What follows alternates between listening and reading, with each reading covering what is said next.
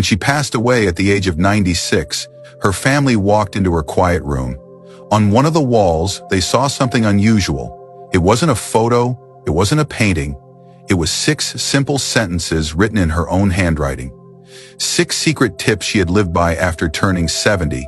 These weren't medical rules, they weren't complicated instructions, they were gentle reminders, words that helped her find peace and meaning in her later years. And today, I want to share those 6 tips with you. Because whether you are 60, 70, or even 80, these words might bring comfort, strength, and hope to your own journey. The first tip she wrote was this: walk slowly, but walk every day. Even when her legs became weak, she held onto the wall and took slow steps down her hallway.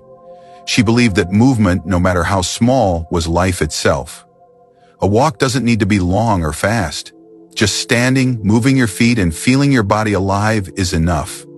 Each step is a quiet celebration of still being here. The second tip was, keep one friend to talk to.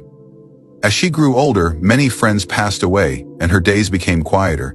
But she always kept in touch with one neighbor. Even a short phone call brightened her evenings. She knew that loneliness can weigh heavier than age itself.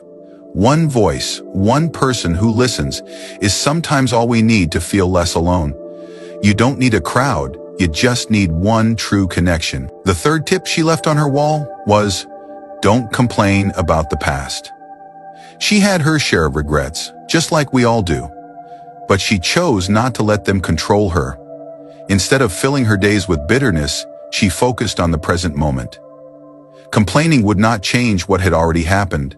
What mattered was the day in front of her. She taught herself to let the past rest so she could live with more peace today. The fourth tip was, share something small every day. She never had much, but she always gave something. Sometimes it was fruit from her small garden. Other times it was simply a smile or a kind word. She believed giving, no matter how small, made life lighter. When we share even the simplest things, we remind ourselves that we are still connected to others and our lives still have value. The fifth tip she wrote was, rest without guilt. As her body grew tired, she rested more often. She would nap under her favorite blanket in the afternoon without apologizing. She never felt guilty about needing more rest. She believed that resting was not a waste of life. It was part of life. As we age, our bodies ask for peace, and it is not weakness to listen, it is wisdom. And finally, her sixth tip was, thank the morning. Every day when she opened her eyes, she whispered the words, thank you.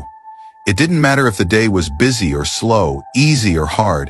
She believed gratitude was the secret to keeping her heart young. Each morning was a gift. Each sunrise was proof that life had not finished with her yet.